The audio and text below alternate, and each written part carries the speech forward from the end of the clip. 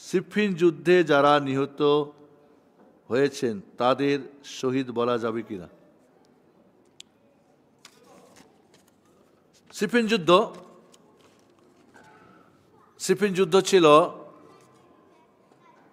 মূলত মুআবিয়া রাদিয়াল্লাহু তাআলা আনহু এবং আলী রাদিয়াল্লাহু তাআলা আনহু দুইটা গ্রুপের মাঝে একটা সমঝোতা হয়েছিল। একটা কি হয়েছিল? সমঝোতা হয়েছিল। আমর ইবনে আস রাদিয়াল্লাহু আনহু মুআবিয়া রাদিয়াল্লাহু আনহুর পক্ষে এবং মুসা আশআরী রাদিয়াল্লাহু আনহু, আর আমর ইবনে আস রাদিয়াল্লাহু আনহু ছিলেন মুআবিয়া রাদিয়াল্লাহু আনহুর পক্ষে।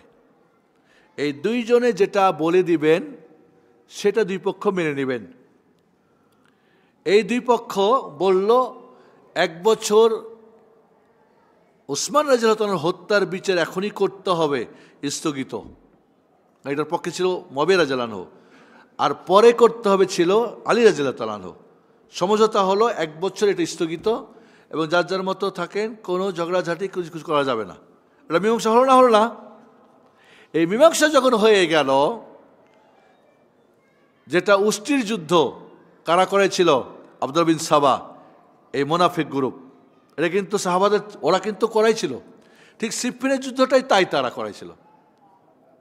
এই মুনাফিকগুলি সব জায়গায় সমস্যা করে আমাদের উপর চাপাই দিয়েছে। এটা আলী রাদিয়াল্লাহু আনহুর গ্রুপের ছিল না, কি বলে মুআবিয়ার ছিল না, মধ্যখানে যে চুপা রুস্তম গ্রুপ ছিল এরাই লাগাইছিল ঝামেলাটা। স্বাভাবিক, লেগে গেলে তো বাহ্যিক দেখবে দুই পক্ষ দুইজন তো মারামারি হবেই। কাজেই সেখানে বিষয়টা ছিল কি, ভুল করে, না জেনে, অথবা ইজতিহাদি ভুল। ঠিকই তো আমাকে মারছে তাই মারবো না। আর সেখানে ব্যাপারটা আল্লাহ তো ভালো জানবেন। প্রথমত কি বলবো, আল্লাহ ভালো জানবে তারা শহীদের দরজা পাবে না পাবে না। কারণ শহীদের ব্যাপারটা তো একমাত্র আল্লাহর হাতে না, কাউরি হাতে, আল্লাহর হাতে না। তাহলে সেখানে যারা বলবেন তাহলে শহীদ হয়ে গেছে শিয়া রাফিজিরা, আব্দুল্লাহ বিন সাবাইর গ্রুপ যেন বলছে ওরাও শহীদ হয়েছে, না ওরা না। ওরা বাদ দিয়ে দুই গ্রুপের যারা, তারা শহীদ। আমরা আহতাসিবু শাহাদা, আশা করি তারা শহীদ। বোঝা গেছে না? নাই? হিন্দু মূল্য কি শহীদ হয়ে যাবে? হবে না, এটা বুঝেন তো। তাহলে ওইখানে যারা এমন ছিল তারা অবশ্যই না। কিন্তু যারা ভুল করে, যারা না বুঝে বা ইজতিহাদি, ঠিকই তো, কেন আমাকে মারবো, আমি মারবো, তারা আল্লাহ জানেন ভালো। আপনি কেন ফয়সালা নিচ্ছেন?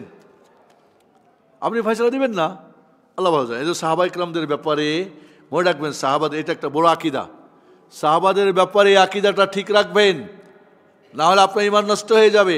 আকিদাটা হলো এই, সাহাবা ইকরাম রাদিয়াল্লাহু আনহুর মাঝে যে রাজনৈতিক কারণে বা কোনো ইস্যু কারণে, দিন নিয়ে না, এই বিষয়ে যেটা ভুল বুঝাবুঝি হয়েছিল, এই ব্যাপারে আমাদের জিভ, এখন তো হাত চালালে হবে, ওখানে কি হাত চালা যাবে? হাত তো বন্ধ, জিভ বন্ধ রাখতে হবে। আল্লাহ ভালো জানেন।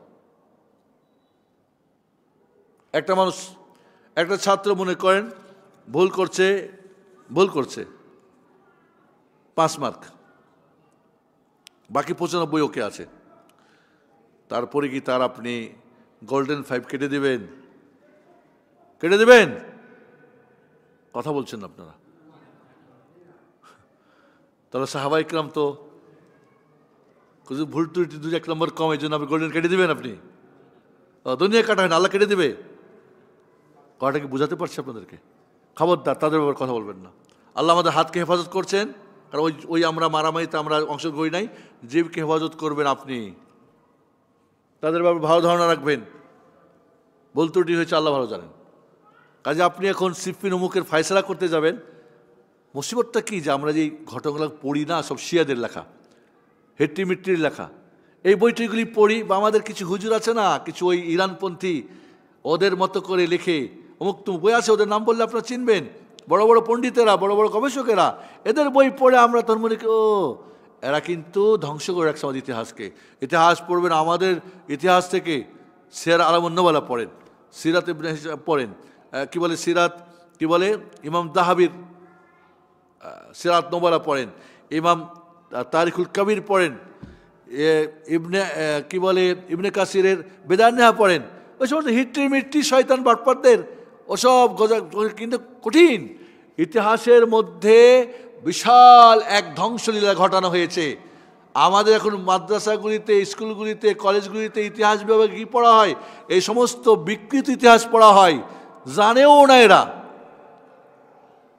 এই জন্যে সাহাবাদের ব্যাপারে মুখ বন্ধ রাখবেন।